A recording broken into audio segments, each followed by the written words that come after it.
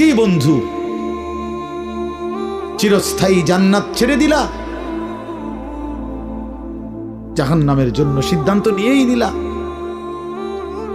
এই নারী, এই ছবি, এই উলঙ্গ দৃশ্য, এই জিনা, এই ব্যভিচার, খোদার কসম ধীরে ধীরে তোমার জাহান্নামের দিকেই নিয়ে যাবে। নুআল্লিহি মা তাওয়াল্লা ওয়া নুসলিহি জাহান্নাম। আল্লাহ বলছে, যে বান্দা আমার রাসূলের বিরুদ্ধাচরণ করবে এবং আমার ঈমানদার বান্দারা যে পথে চলে তার উল্টো পথে চলবে, আল্লাহ বলেন আমি তাকে সেই উল্টো পথেই চালাবো এবং একদিন সত্যি সত্যি আমি তারে জাহান্নামে ফেলে দেব। খোদার কসম, এটা কোরআন শরীফের আয়াত। আমি এই মাত্র বলে আসছি, বলছি তোমরা যারা আমার একটা কথা মনে করো বাপ, ছেলেদেরকে তোমাদেরকে বলি, বাবা সারা দিন সারা রাত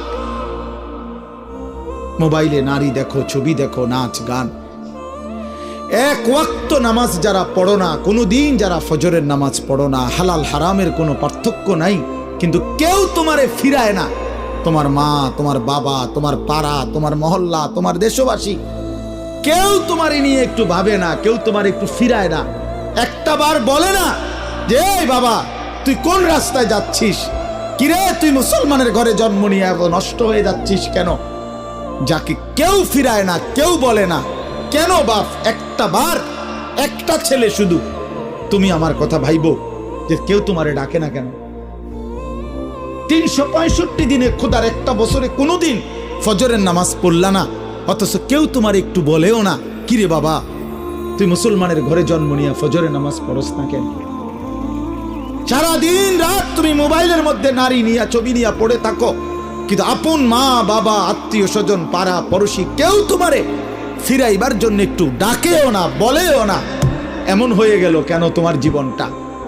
কেউ তোমারে বাঁচাইতে চায় না কেন? মনে রাখো বাপ, মূল কারণ একটাই, তোমার উপরে আল্লাহর লানত পড়ছে, খোদার লানত, খোদার গজব পড়ছে তোর উপরে।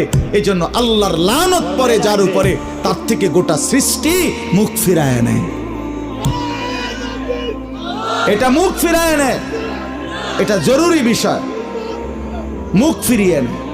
আমার মার বয়স এই মাত্র বললাম, আমার মা, আমি বললাম কিছুই বুঝে না, কিন্তু সেই মা আমার এখনো মনে আছে। একটা আশ্চর্য বিষয় হলো 75 বছরের কম হবে না আমার বয়স, মা আমার এখনো আমারে বলে, আমারে দেখলে বলে বা আমগরে বলে, আমার 44 বছর বয়স, আমার 4টা সন্তান আছে,